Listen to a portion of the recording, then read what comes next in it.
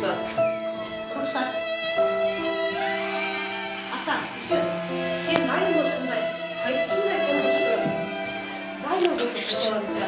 Sen niçin salkaya keçip öğrenirsin? Bana sevin ayıp verçisin. İkinci kayıt olunday mı? Yok. Bundan yine hiç kaçan kayıt olmuş gerek. Ne var mı?